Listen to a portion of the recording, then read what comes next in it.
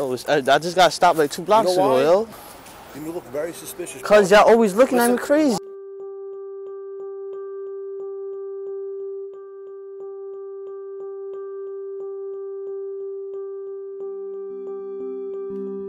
Why you fucking hear me? You fucking with the shit. Take a fucking walk. Why you push me like that for? Why you push me like that for? Why you push me like that? That's exactly how some shit will go down. Just like that. Just like that. People don't like police because of the harassment. And what civilians don't understand is that the police department is like forcing us to do these unreasonable stops, or you're going to get penalized.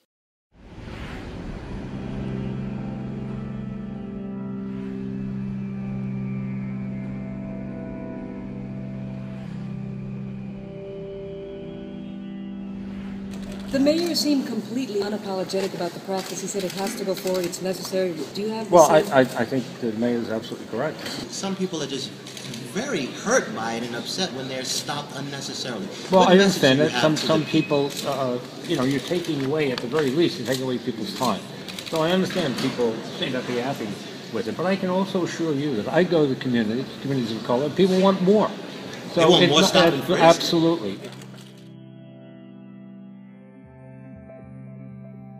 I had this captain who walked into the precinct and gave a speech about harassing the public. His words were, "We're going to go out there and we're going to violate some rights." We hear it from the captain down. We want 250s. This is stop, question, and frisk.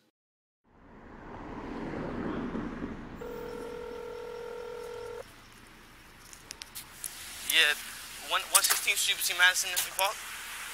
Yeah, he stops me and then pushes me, telling me he's gonna punch me in my face. I was walking home from my girlfriend's house, and a cop car went past me. A couple of seconds later, I heard the car turn around, and they just popped out. They just all jumped out the car. I decided to record it because I was getting stopped a lot, and I didn't have evidence of cop being disrespectful or anything, so I pressed the button and recorded the whole thing. Oh, you again, man. Yo, I just got stopped like 2 blocks ago, yo. You look very suspicious. Cause y'all always looking at me crazy. Because you keep looking back at us, man. Cause y'all always looking crazy, yo. Coming up the block, always. That's our job, my man. To stare at me, yo? Listen to me. Listen to me. Our job is to look for suspicious behavior. When you keep looking at us like that, looking back. Cause y'all always like stop. I just got stopped like 2 blocks away, like. Because you keep doing that shit, man. We stopped you last time. Listen to me. When you were walking the block with your hood up and you keep looking back at us like that, bro, you think you might have something. Cause I had my hoodie in there. They do that. You have your hoodie on your body. Well, cause it was cold. You gonna smack me? You gonna smack me? No, you asked me why I have a book bag on.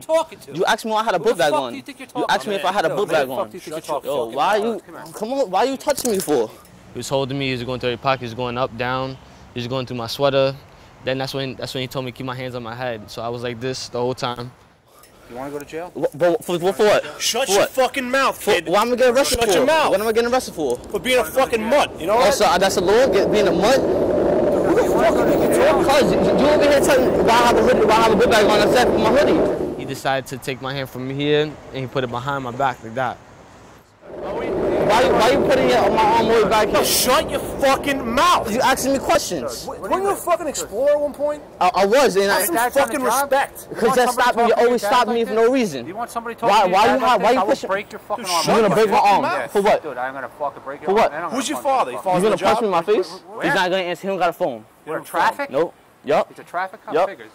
Don't touch me. Okay, he's a traffic cop. Fuck off. Why you push me like that for? Why you push me like that for?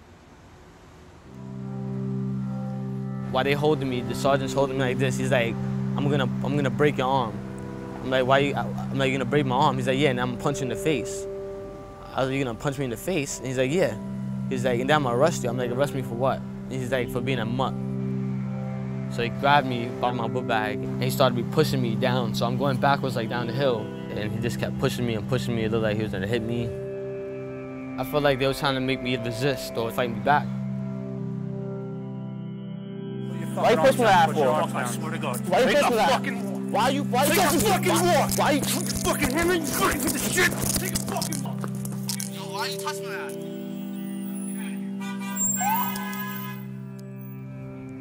that? I'm mad just hearing that. Like, not many words really like could describe that. It's just disturbing. But that's exactly what's happening. Like, I could relate to what he's doing because I know that situation. They just don't got no respect for us. And they wonder why we don't have respect for them. And for them to just call him a name like that and just, like, that's just crazy. Do you think that during stops that some police officers try to provoke so that they can justify an arrest? Of course they do. A lot of police officers be trying to set civilians off, and then once they start talking, start cursing, they can lock them up for anything. There was 2 minorities leaning against the wall. They weren't doing anything, and my sergeant ordered me to write them blocking pedestrian traffic. If you're a certain ethnicity standing on the corner, lieutenants, sergeants, they have no problem searching you, violating your rights, and racial profiling. There was one statement that the sergeant said about what he used to do. He used to stop a guy walking down the street with baggy pants and his underwear hanging out, and he'd just stop him. He says, I know he's probably up to nothing, but I just stop him anyway just to get a 250. It's this one cop that everybody in the neighborhood know. Stopped us like 3 times already. Like, he was like, nah, come here. So they got out the car. They threw my friend on the car. I'm still walking. He spun me around and punched me in my stomach. Started just patting us down, and they just left us there. What we're trying to do is make certain that it's done as professionally as possible, that proper respect is shown. It's done according to the law. This goes all the way up to commissioner's office.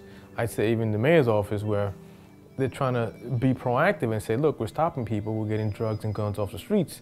But it's not. I think it's of the 600,000 people that were stopped last year, only 1% of those that were stopped were carrying weapons.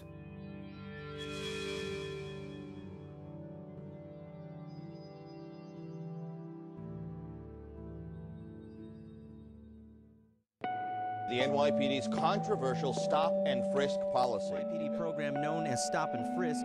Also, last year, New York police officers stopped and interrogated people nearly 686,000 times. Today that a lawsuit raises serious questions about quotas, racial profiling, and constitutional rights. The public isn't aware of what's happening, but everything is being looked at as far as numbers, and it's a numbers game. Okay, what did you get last year? Well, you have to match it and give me more this year.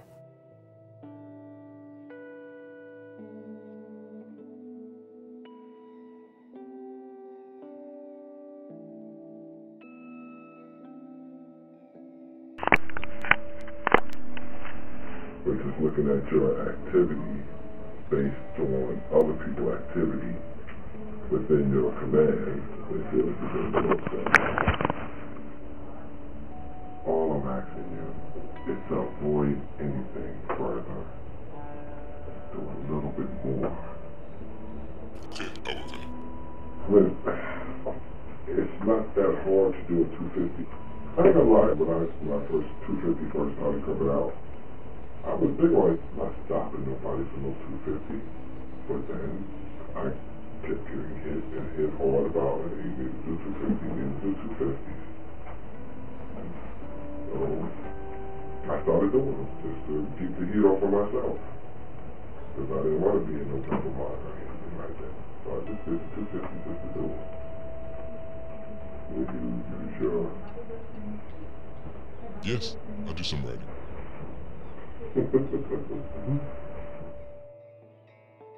They're trying to keep all of this stuff quiet. So this is my proof that they're putting pressure on me to write summonses. Commanders are trying to be proactive or show that they're being proactive. And here you have a system where people are told, get those numbers to where they should be, and you're going to get your promotion. The commanding officer wants to become a deputy inspector. The executive officer wants to become a commanding officer. If you do well by keeping the arrests up and the summonses up, you will be promoted to the next rank. So they put pressure on the police officers to generate numbers and arrests.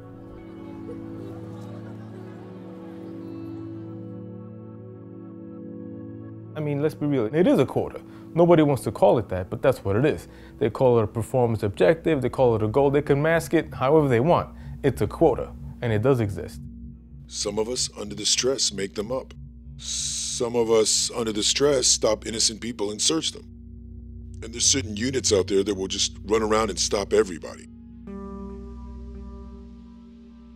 What happens to the officer if they don't do what the police department tells them to do as far as these quotas? They will come after you.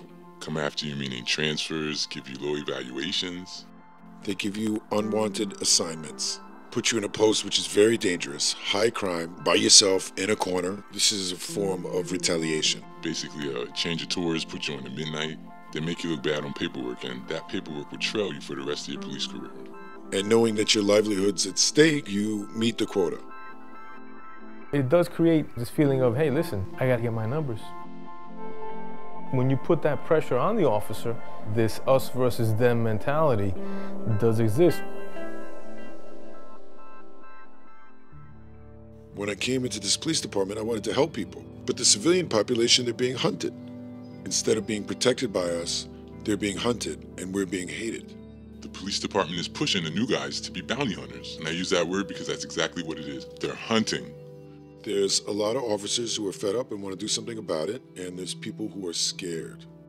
There's a lot of officers that would like to tell their story, but nobody wants to hear the truth. Nobody wants to hear the bad. We need police, but the police department needs to change things. At one point, I did want to be a cop to help people and mostly just like be able to wear a badge and the uniform and be proud of it. But now I feel like I'm not sure because they're not there to help people anymore. They're just there to like stop them, humiliate them, make them feel bad. There's no excuses for the way they treated me. This one individual was thinking about doing NYPD. The first thing I told him is definitely not. This job, racial profiles, will force you to do things that you don't want to do.